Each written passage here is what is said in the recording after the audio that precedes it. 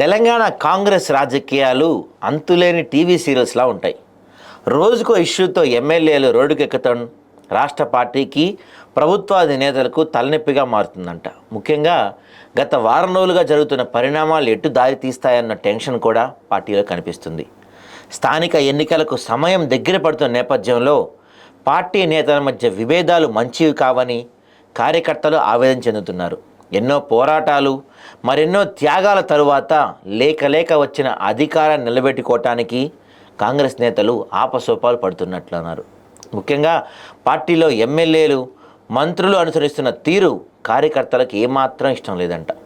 దాదాపుగా ప్రతి చోట ఎమ్మెల్యేలు, మంత్రులకు మధ్య సమన్వయం ఉండటం లేదని ప్రచారం జరుగుతుంది.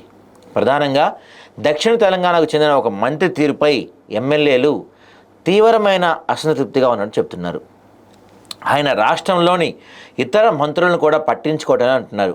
నేరుగా ఢిల్లీ హైకమాండ్తోనే మాట్లాడుతూ తన పని చేసుకుపోతున్నారు. మిగిలిన వారిని లెక్క చేయడం లేని ఆరోపణలు కూడా వినిపిస్తున్నాయి. అందుకే ఆ మధ్య రహస్యంగా ఎమ్మెల్యేలు సమావేశమయ్యారంట. ఆ 10 మంది సమావేశం తర్వాత మిగిలిన ఎమ్మెల్యేలు కూడా సదరు మంత్రి తీరును జీర్ణించుకోలేకపోతున్నామని పార్టీ నేతల వద్ద వాపోతున్నారంట.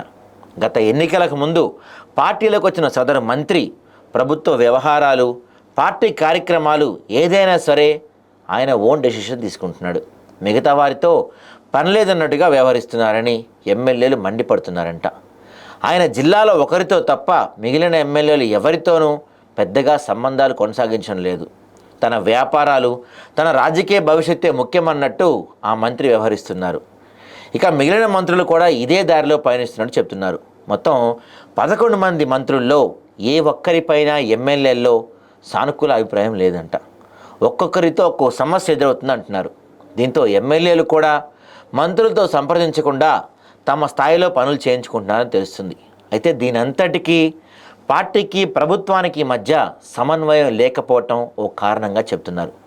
మొత్తానికి కాంగ్రెస్ పార్టీలో ప్రస్తుత పరిస్థితులు కార్యకర్తలను లేనిపోని టెన్షన్స్ పెడుతున్నాయి.